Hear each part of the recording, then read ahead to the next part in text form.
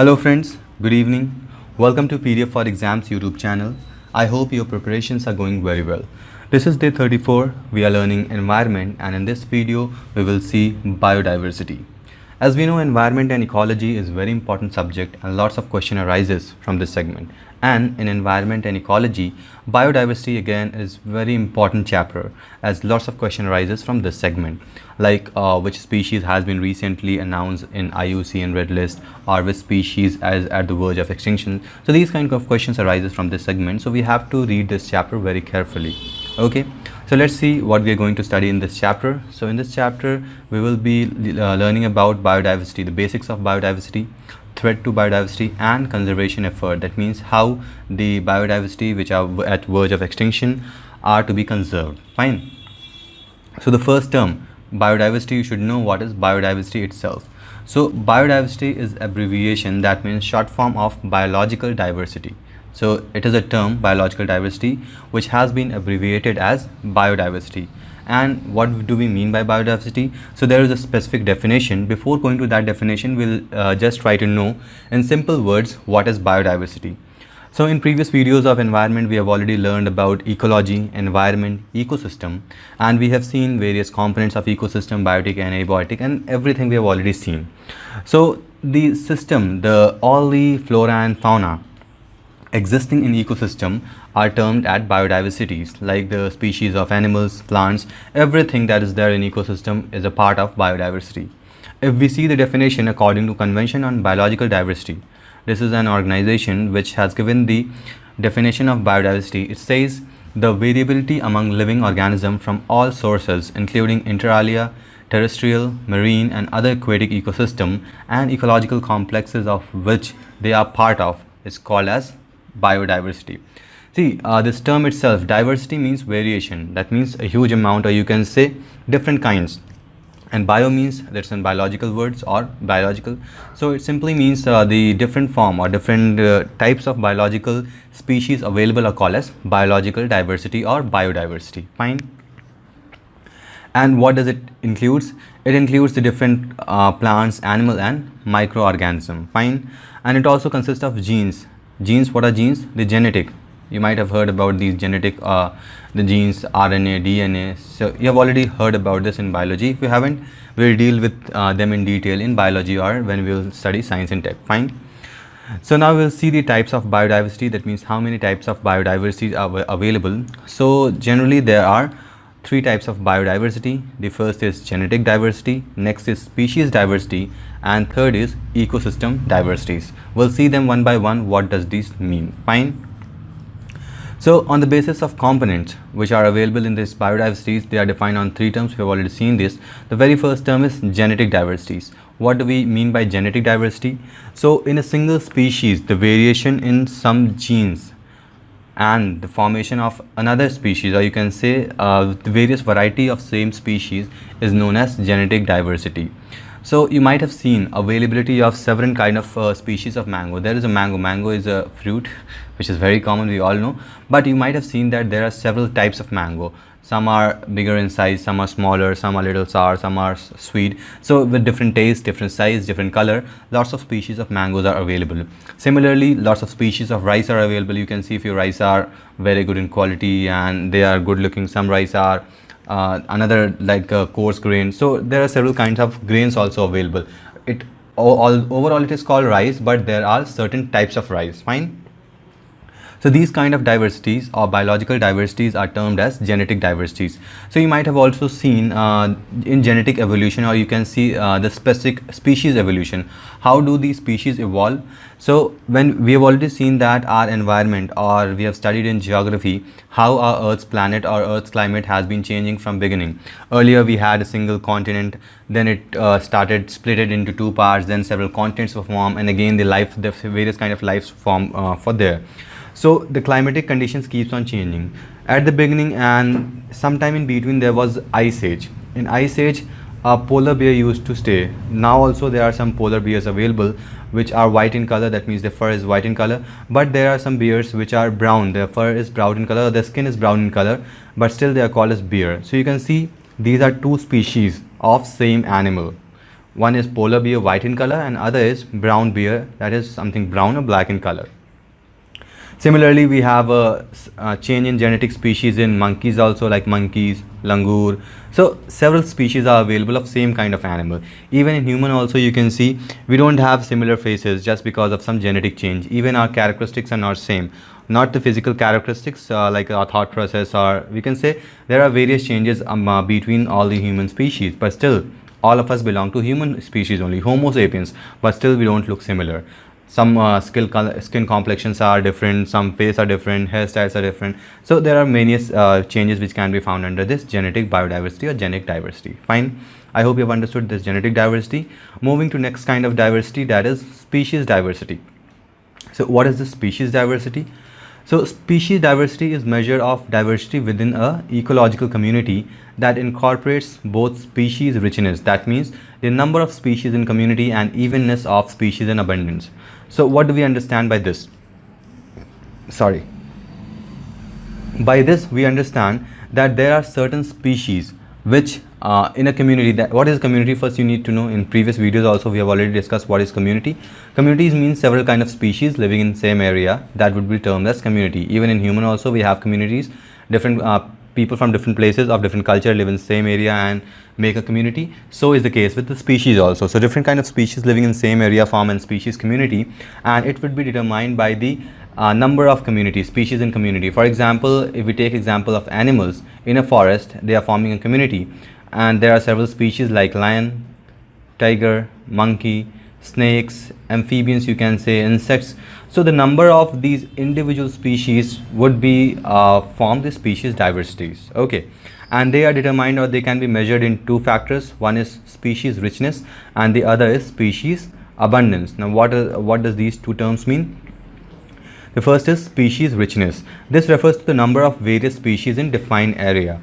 That means species richness means different type of species, not of same species. Like I've taken example of different kind of animals like crocodile, lion, monkey, birds, insects. So these are the different kind of species. So in defined area, as much as number of species are living, it is determined by species richness, or you can say that particular place has species diversity.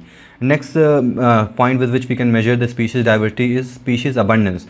Now in particular area there is, let's take five different kind of species are available. Now these five different kinds of species have different population. For example, lion, there would be 100 lions. For example, monkey, there could be 200 monkeys, 100 birds. So we can see the population. These population determine the species abundance. Okay, and the third factor is taxonomic or phylogenetic diversity, and it is the relationship between different groups of species. So as we have seen the species richness, so the interaction in species richness, the different kind of species, how they interact with each other would be come under taxonomic or phylogenetic diversity. Fine. So this is all about species diversity, and there is one more important point which you need to know over here, that biodiversity in land generally decreases with increasing altitude. That means as we move upwards, so from here you can see that there are more number of species living in plain area than the number of species living in mountainous or hilly area, because the number of biodiversity or the biodiversity keeps on decreasing as we move above, or the altitude of the earth or the surface keeps on increasing. Okay, so this is also a very important point which you should know. Next kind of diversity is ecosystem diversity. What is this ecosystem diversity? By the name itself, it is clear. That means there are several kind of ecosystem we have studied in last video, like terrestrial ecosystem, aquatic ecosystem, and again in terrestrial aquatic ecosystem we had some freshwater ecosystem and salty water ecosystem, and terrestrial ecosystem also had several parts. So the diversity, that means the different kind of ecosystems available on the earth would be counted under ecosystem diversity. Fine. Now next type and the last kind of diversity, I forgot to mention at the beginning that this is the fourth kind of diversity, that is functional diversity. So functional diversity means the ecological process, how the interaction or how the process of the species with each other takes place, and it is determined by several parts like competition, predation, parasitism, mutualism, etc. So these are the factors which are responsible for ecological interaction, how species interact with each other due to certain competition, due to parasitism, or due to mutualism. Okay, so this is the functional diversity. Now next topic that we are going to learn is pattern of biodiversity. Now what is this pattern of biodiversity? Pattern means arrangement. We have already seen in various segments, like in drainage pattern also we have seen. So pattern simply means that means a fixed kind or fixed design, you can say. So biodiversity is not very uniform everywhere, as we have already seen a little earlier, that as we move, as the altitude increases, the number of biodiversity keeps on decreasing. So by this it was clear that the biodiversity would not be even at every places. It will vary from latitude and altitude. Fine. And there are three different hypotheses proposed by scientists, that means where these biodiversity, or what is the amount of biodiversity which lives in different part of the earth. So as you can see, there is tropic latitude, tropical region and temperate region. So I hope you remember this. I have been discussing this in various big videos, that what is the tropical latitude or tropical regions or temperate regions. Fine. So these are several zones which are present on Earth's surface. If we draw Earth and we draw several latitude, so these zones are headed under these topics. So the ecosystem, or else the biodiversity living in particular zone, would be termed as tropical latitude. So if any species are living in this tropical area, they would be fixed termed, and or they could be counted or learned under this tropical latitude. And if any species are living in tropical region, they would be called as tropical region biodiversity or pattern. They have that pattern. And similar is the case with temperate. So in temperate also, temperate region, temperate means the coldest place, the polar region. So over there was ice age, but still several species were living over there also. Okay, so this is and because of these reasons, and we have studied in geography also, that different zones of earth have different climatic condition, and because of different climatic condition, different kind of biological biodiversity are found in different areas. Because few animal needs another kind of temperature, few animal need different temperature, so it varies according to climatic condition also where which species would be found. Now the next topic that we will be studying is biodiversity hotspot. Now what do we understand with hotspot? We already know what is a biodiversity, but we don't know what is a hotspot. So hotspot simply means the abundance of same kind of species in an area would be called as hotspot.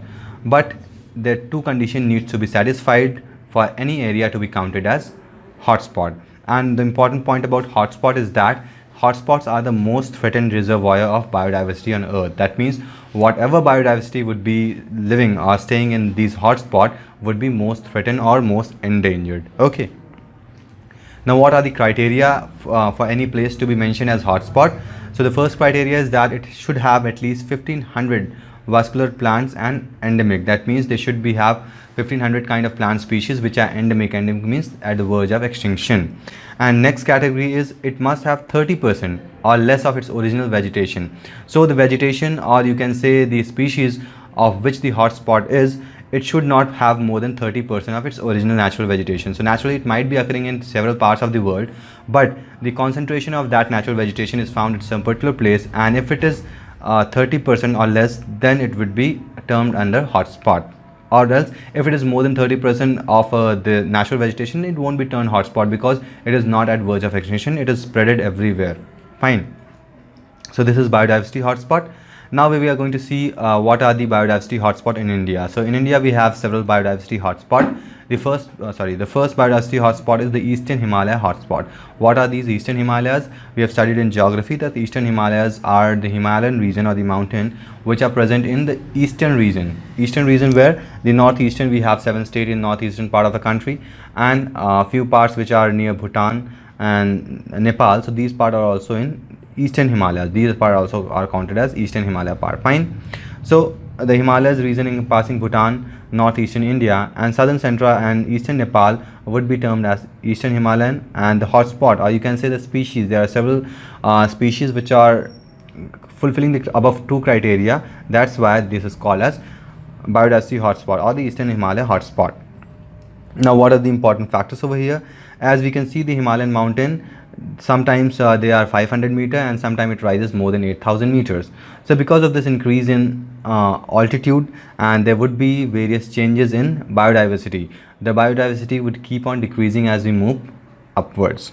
Okay, so this is Eastern Himalaya hotspot. Next is Indo-Burma hotspot. So Indo-Burma hotspot is in the eastern, again this is in eastern part of a country. The land area which is sharing borders with Bangladesh, Malaysia. It includes the northeastern Indians and south of Brahmaputra River, Myanmar, and southern part of China, Yunnan province. And these area, the biodiversity which are found in these area are termed as Indo-Burma hotspot.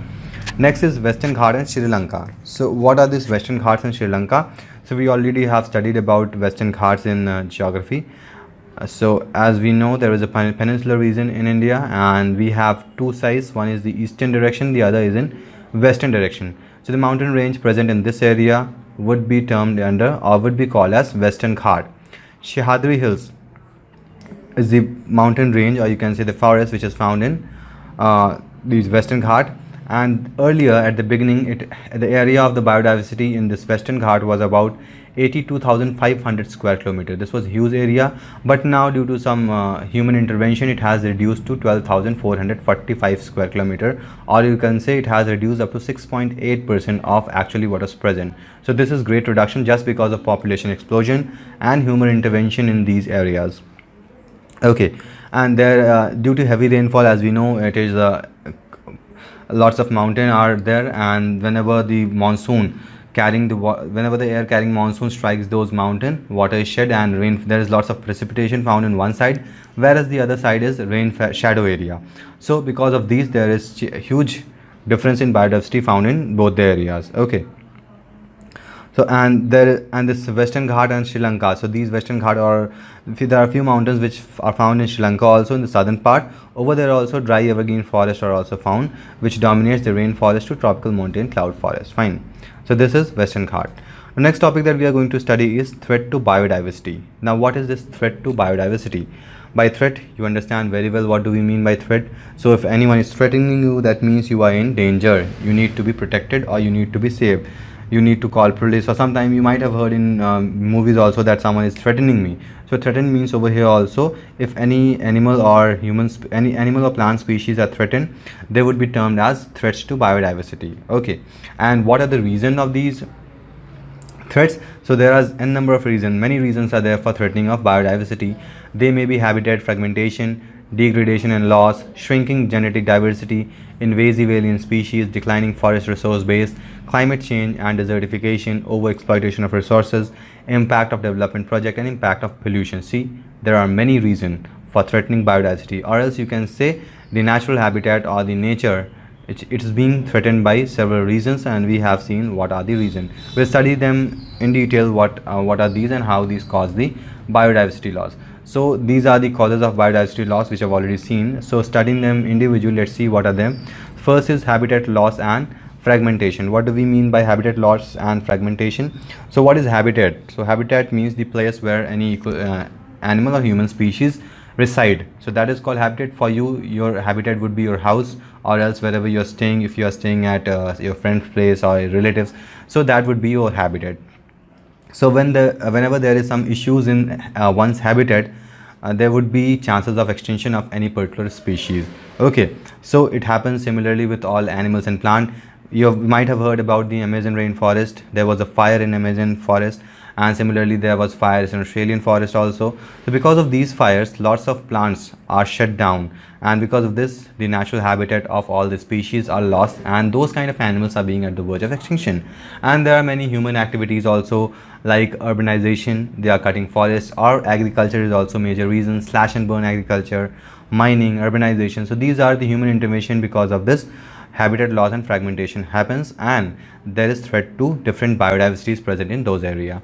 Next is overexploitation. So what are overexploitation? That means use without any checking point, like overhunting, overexploitation of various plants and animals by humans. So humans are the one who are exploiting all these natural resources which are present in the form of biodiversities in forests or wherever they are present in earth.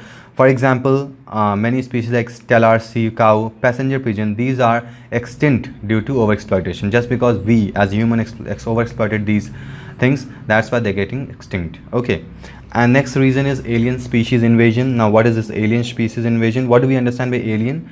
So anyone who does not belong to the area where they are coming, they are called as alien species invasion. And what do we mean by invasion?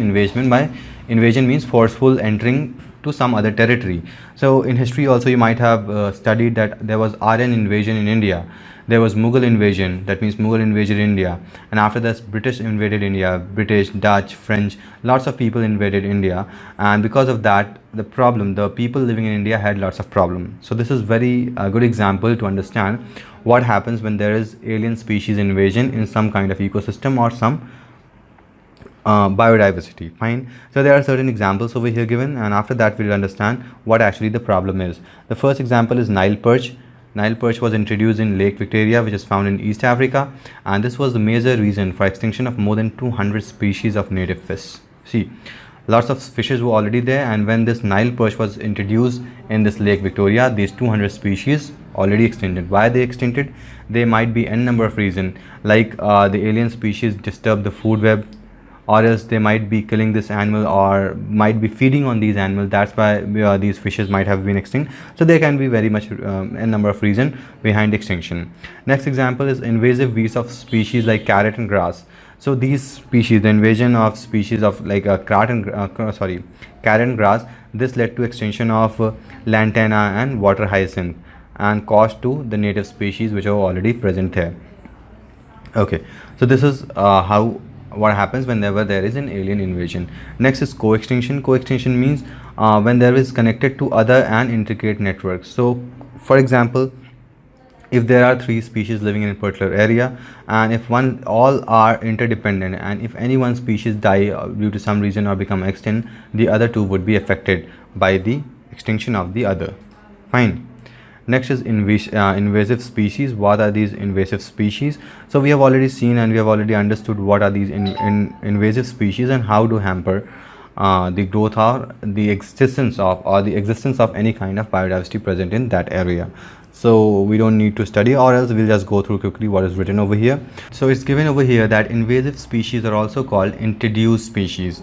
So they might be introduced with human intervention or due to some natural factors like air, water, or other factors. So these alien species, or they are also termed as exotic species. So they are any non-native species. So any species, for example, there's an area, if 5 kind of species are staying here, if 6 kind of species enter this area, then this would be called as alien. Alien, we are very much familiar about the alien, so I'm not going very deep into it.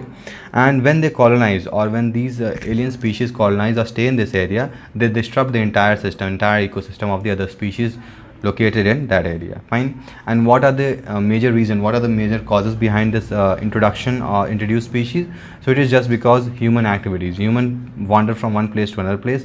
They might bring pets from other country to their country, and these pets are different kind of plants, different kind of microorganisms. So these are responsible and are called as introduced species and might affect the native species.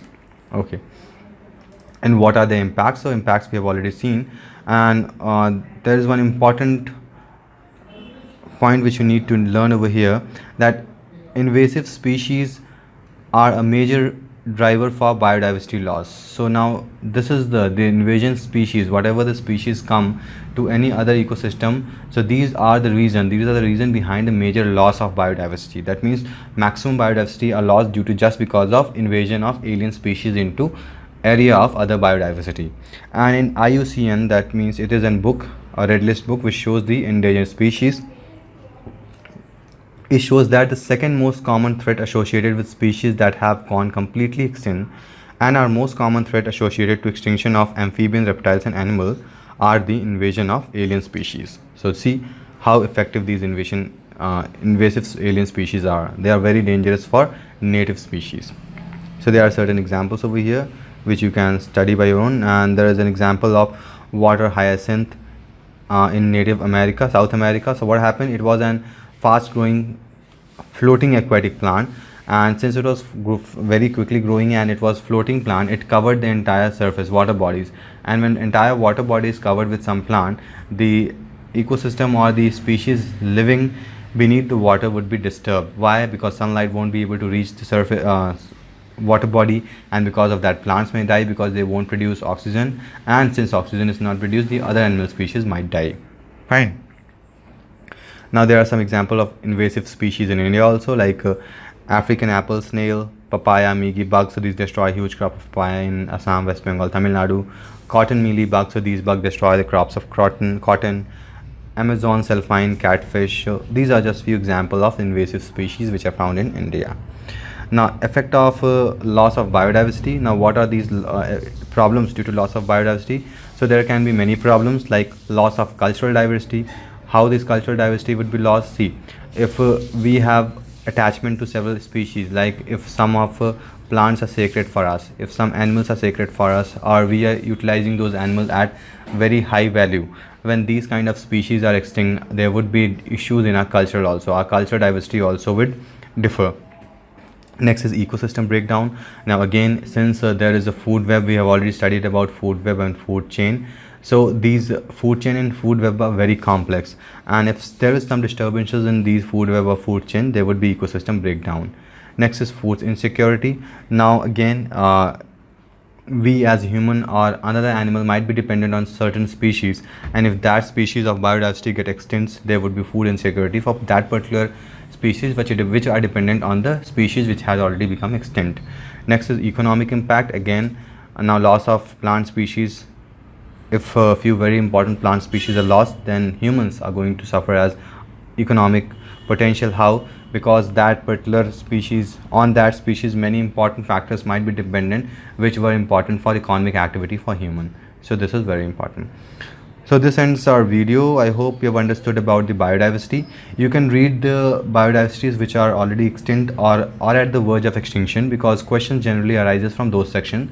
That means which species are at the verge of extinction, or which species has recently extincted, or which species or what kind of hotspot have been formed, so or what changes has been done there. So these type of question arises from this section. So you can just read on the newspaper or else collect the important news articles from this biodiversity section, because one question or two question will generally arrive from this question in prelims examination. Fine. So that's all for today's video. I hope you have understood about the biodiversity. If you have any issues regarding this, you can ask in the comment box. See you in next video with new topic. Till then, goodbye. पंखा चला दे यार.